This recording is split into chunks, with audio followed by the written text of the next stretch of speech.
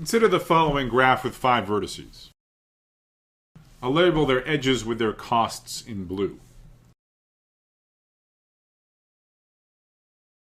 So let's step through the values of I, and since there's 5 vertices, I is going to take on the values 0, 1, 2, 3, 4, and let's look at what the results of each round of subproblem computations is.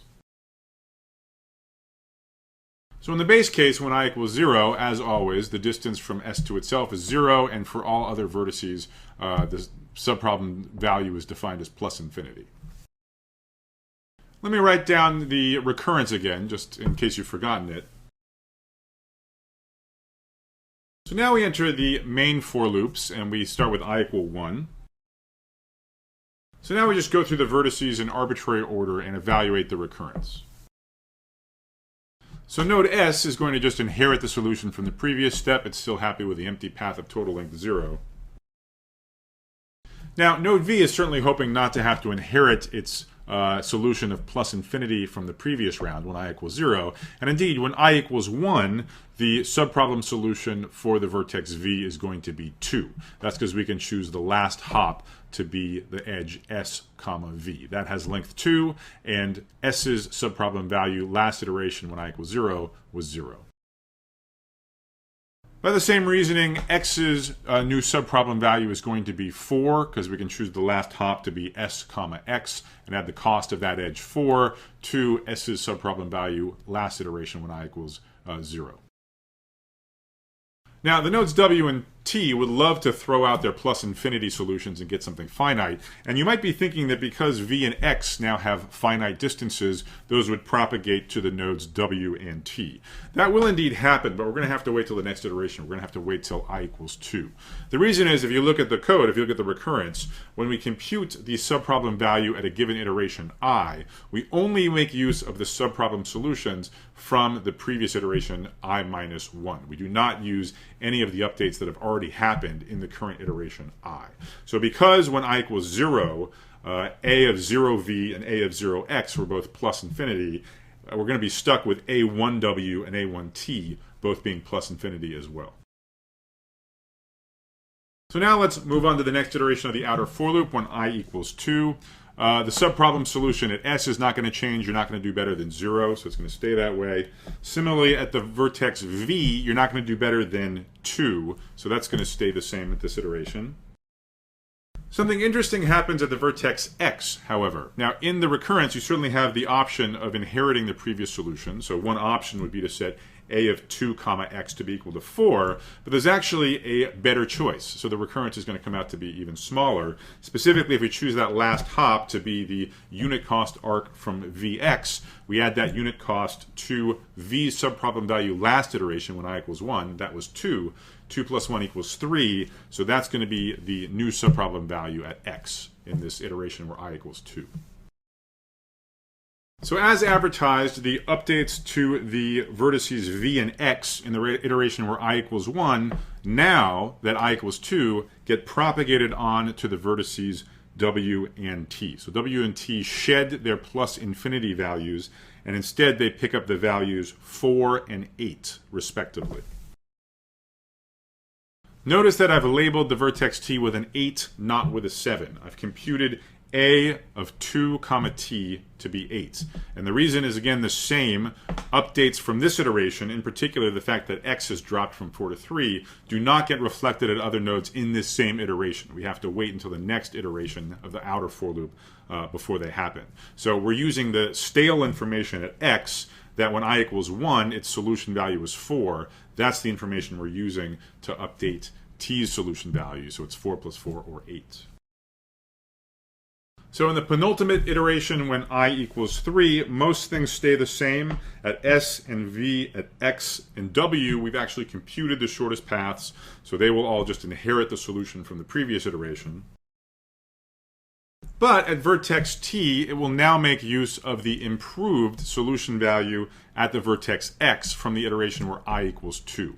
So its 8 gets updated to be a 7, reflecting the improvement at X, the previous iteration. And at this point, we're actually done. We've computed shortest paths to all destinations, but the algorithm doesn't know that we're done yet. So it still executes the final iteration of the outer for loop where I equals 4, but everybody just inherits their solutions from the previous round. At that point, the algorithm terminates. For most of the dynamic programming algorithms that we've discussed, the running time analysis has been trivial. The Bellman-Ford algorithm is a little more interesting from a running time analysis perspective. Please think about it in this quiz.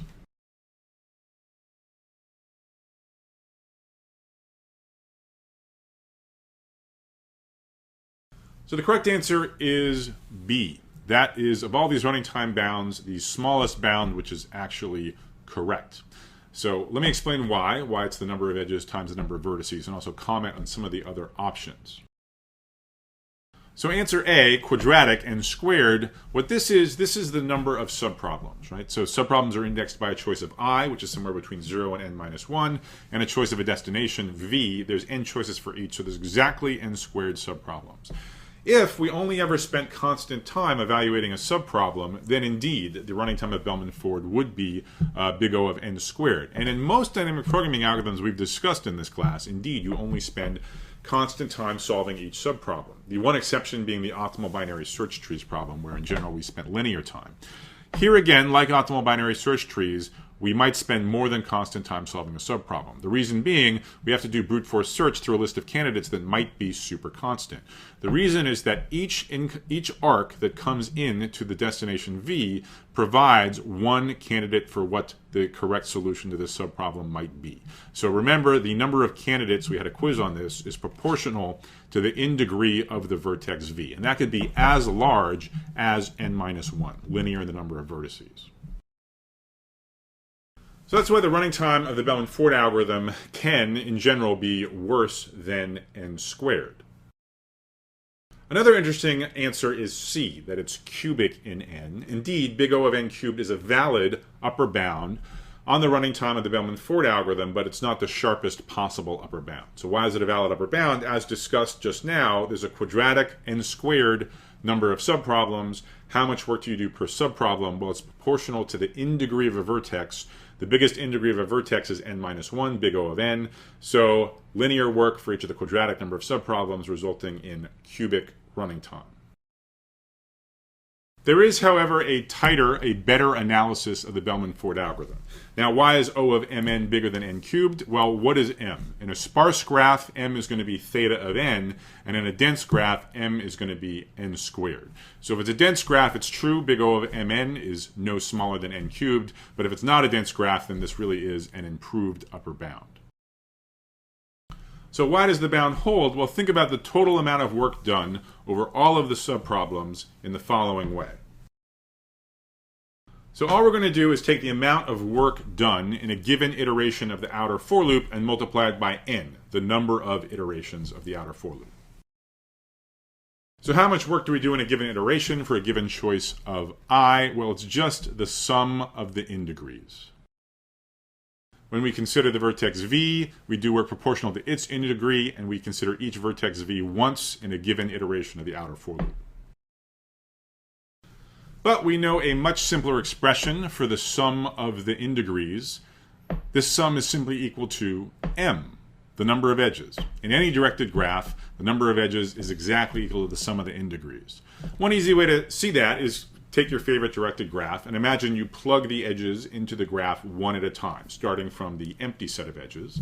Well, each time you plug in a new edge, obviously the number of edges in the graph goes up by 1, and also the in degree of exactly one vertex goes up by 1, whichever vertex happens to be the head of the edge that you just stuck in. So therefore, the sum of the in degrees and the sum of the number of edges is always the same, no matter what the directed graph is. So that's why the total work is better than n cubed. It's actually big O of m times n.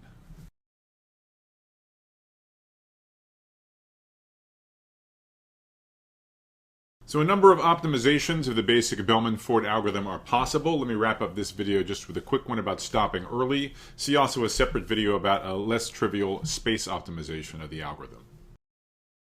The basic version of the algorithm, the outer for loop runs for n-1 iterations. Generally, you don't need all of them. We already saw that in our simple example where the final iteration did no useful work. It just inherited the solutions from the previous iteration. So in general, suppose that some iteration earlier than the last one, so say with the current index value of j, it just so happens that nothing changes. That at every destination v, you just reuse the optimal solution that you recomputed in the previous iteration of the outer for loop. Well, then if you think about it, what's going to happen in the next iteration?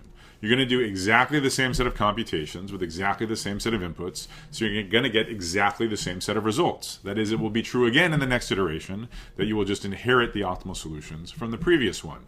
And that will keep happening over and over again until the rest of time. So in particular, by the time you get to the n-1th iteration of the outer for loop, you will have exactly the same set of solution values as you do right now. We've already proven that the results at the end of iteration n-1 are correct. Those are the real shortest path distances. If you already have them in your grubby little hands now, well, you may as well abort the algorithm and return those as the final correct shortest path distances.